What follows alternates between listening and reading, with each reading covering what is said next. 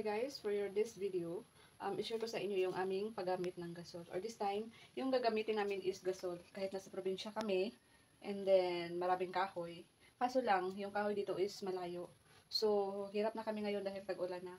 So, naisay pa namin na bumili ng gasol. Or yung gamitin namin is gasol na lang. Kaya this is our first time na yun ang magamit ng gasol. And i-share ko sa inyo yung aming kaganapan or ang aming setup. So, ito yung space sa bahay namin sa likuran or yung aming kitchen. Ayan. So, ito yon kaso hindi pa tapos dahil wala pang budget. So, ayan. So, ito yung kusina namin and then dito kami magluluto. Ngayon, dahil ginawa ko siya munang sampayan dahil hindi pa tapos. Ayan. May mga pambata akong sinampay. Ita-transfer ko yan sa hanger. Actually, ginawa ko siya sampayan dahil super maulan na today. Ito yung space ng aming kitchen. And then yun, lapit lang yung aking drum of water. Diyan ako maglalaba. And then, diyan ako magluluto. So, as you can see, ang daming mga damit-damit. Kasi nga, maulan. And then, diyan ako magluluto. So, ito yung aming burner. Sa likod ng bahay, kami magluluto dahil ayoko sa loob. Dahil takot ako baka pumutok yung gasol. Kaya nga, dito sa labas, kahit mahangin, dito ako sa labas magluluto. So, ayan guys, naglinis na ako ng aming kaldero. Yes, so, ito yon yung kakayahan ko sa paglinis. Dahil nga, 3 years kaming, yung gamit namin sa pagluto is kahoy. And then, napakaitim yung aking kaldero.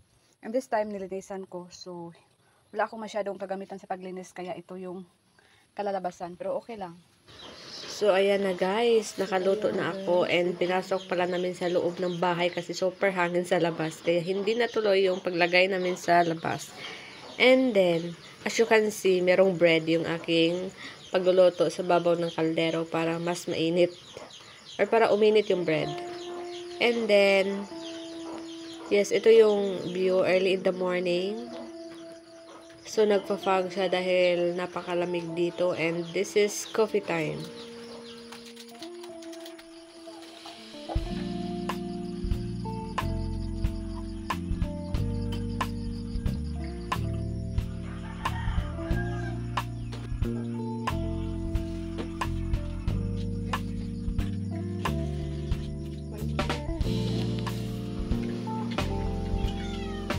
So, yung coffee natin dito is Milo. And then, meron tayong bread na merong sugar.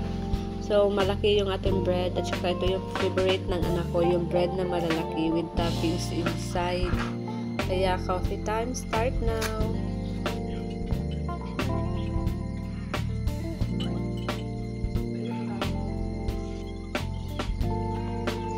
So, ayan. Ito na yung aking pagluto ng rice. As you can see, okay naman. And then, ito may ulam pa ako. So, that's it. Thanks for watching.